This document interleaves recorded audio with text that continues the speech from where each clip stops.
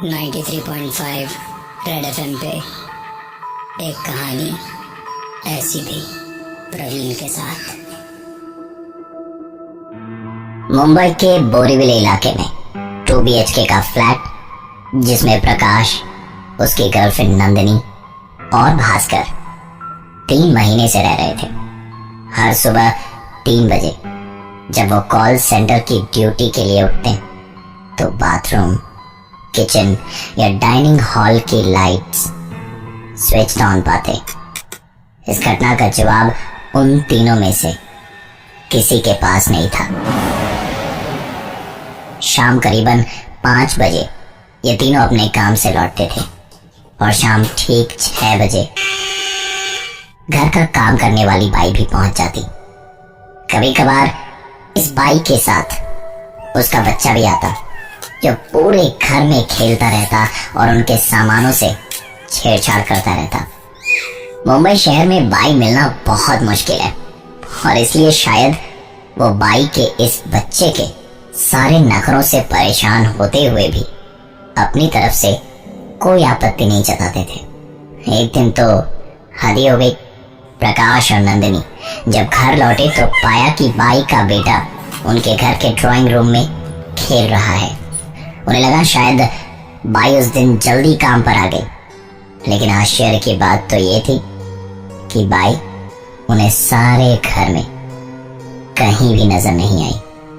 उन्हें लगा शायद अपने बच्चे को उनके घर पर खेलने के लिए छोड़कर बाई बगल वाले शर्मा जी के यहाँ काम करने चली गई होगी।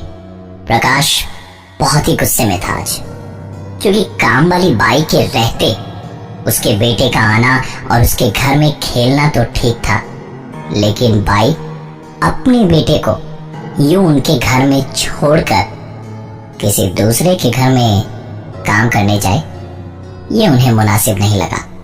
करीबन 1 घंटे इंतजार करने के बाद प्रकाश और नंदिनी बगल वाले शर्मा जी के घर गए काम वाली बाई के बारे में पता लगाने। शर्मा जी का जवाब सुन दोनों हक्के बक्के रह गए, क्योंकि शर्मा जी के अनुसार काम वाली बाई तो आज आई ही नहीं थी। एक अजीब सी कश्मकश में दोनों अपने दिमाग में सवालों की लड़ी लिए वापस अपने घर की ओर लौटे, लेकिन इस बार आश्चर्यजनक रूप से पूरे घर में वो बच्चा उन्हें कहीं भी नजर नहीं आया। दोनों के मन में कई सवाल उठ रहे थे, पर उन्हें पार्टी के लिए देर हो रही थी, इसलिए ज्यादा सोचे बिना तैयार होकर पार्टी के लिए निकल पड़े। रात करीबन 8 बजे ओवरटाइम करने के बाद भास्कर घर लौटा और उसे इस पूरे इंसिडेंट के बारे में कुछ भी पता नहीं था।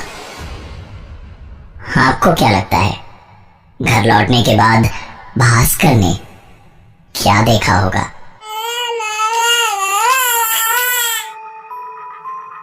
.5 रेड एफएम पे एक कहानी ऐसी थी प्रवीण के